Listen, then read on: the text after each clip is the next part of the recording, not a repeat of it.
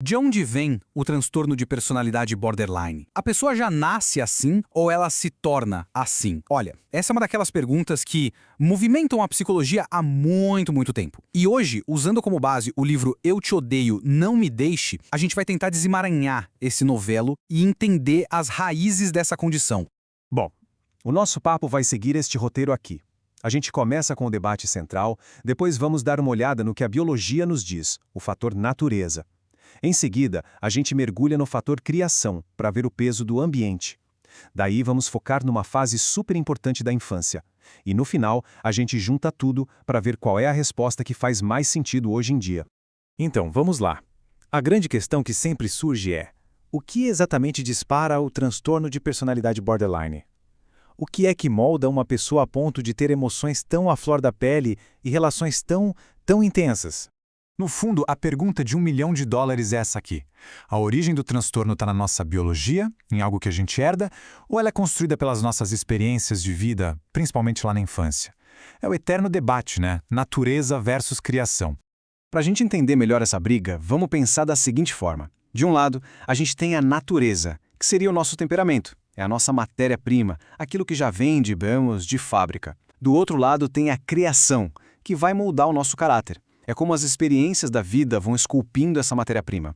Ok, vamos começar olhando para o lado da biologia, então. A ciência tem encontrado cada vez mais pistas de que sim, uma parte importante dessa história pode estar escrita lá no nosso código genético. E olha só que número forte. Estudos com famílias com gêmeos mostram que até 55% dos traços do TPB podem ser coisa da genética. Para um transtorno de personalidade, isso é um número muito alto e deixa claro que a biologia tem sim um peso gigantesco nessa balança. E as evidências não param por aí. A gente sabe, por exemplo, que parentes de primeiro grau de alguém com TPB têm uma chance bem maior de também desenvolver o transtorno. E a ciência vai mais fundo ainda, sabe? Já tem pesquisas apontando para áreas específicas do nosso DNA, como um pedacinho lá do cromossomo 9, e até para desequilíbrios na química do cérebro, como na serotonina, que é quem ajuda a regular nosso humor. Mas a genética não conta a história toda. Longe disso. Agora a gente vai virar a chave e olhar para o outro lado da equação. Como é que as experiências que a gente vive, especialmente nos primeiros anos, ajudam a construir essa personalidade?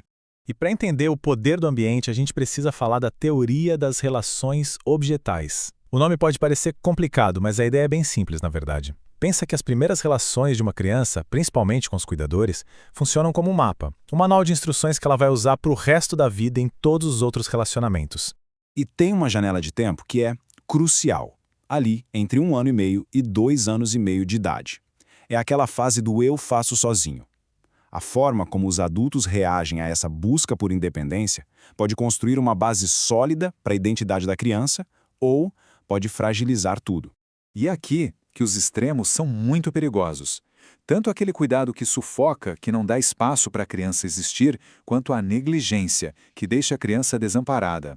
Os dois caminhos podem impedir que ela construa uma noção segura e positiva de quem ela é.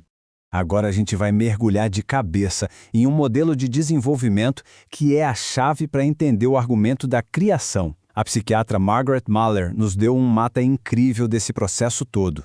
O que a Mahler fez foi mapear essa jornada. Começa lá na fase simbiótica, quando o bebê e a mãe são quase uma coisa só. Depois vem a diferenciação. Opa, eu sou eu e o mundo é o mundo. Aí vem a fase de prática, aquela explosão de energia para explorar tudo. E, finalmente, a fase mais delicada de todas, a de reaproximação. Essa fase da reaproximação é o ponto-chave. A criança vive um cabo de guerra dentro dela. Ela quer ir, ser independente, mas ao mesmo tempo ela corre de volta buscando segurança. É um eterno, olha o que eu sei fazer, mas também um, ei, você ainda está aí por mim, né? E esse é um momento muito, muito delicado. Se o cuidador reage com impaciência, empurrando a criança para longe, ou, ao contrário, agarra e sufoca, não dando espaço, a criança não aprende a equilibrar a autonomia com conexão. E é daí que pode nascer aquele medo paralisante de abandono, ou o pavor de ser engolido pela outra pessoa num relacionamento. Uma consequência direta disso é a dificuldade em desenvolver o que a gente chama de constância do objeto. Sabe aquela segurança que a gente tem de que as pessoas que a gente ama continuam nos amando mesmo quando não estão por perto? É isso. Para quem tem TPB, a sensação de longe dos olhos, longe do coração é real e gera um pânico enorme. Se essa segurança interna, a mente acaba usando um mecanismo de defesa bem primitivo, a tal da clivagem. É o famoso 8 ou 80. O mundo vira preto no branco. Uma pessoa ou é um anjo na terra ou é o pior dos vilões. Não existe meio termo. E o pior, essa visão pode mudar de uma hora para outra, um piscar de olhos. Certo. Então a gente viu o lado da natureza e o lado da criação. E aí, qual é a resposta? Bom, é agora que a gente junta as peças do quebra-cabeça e chega na visão mais moderna sobre o assunto.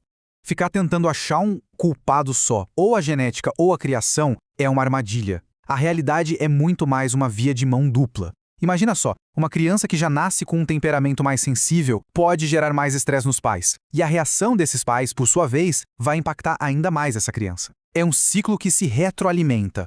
E a melhor metáfora para entender isso vem do próprio livro. É como uma tapeçaria.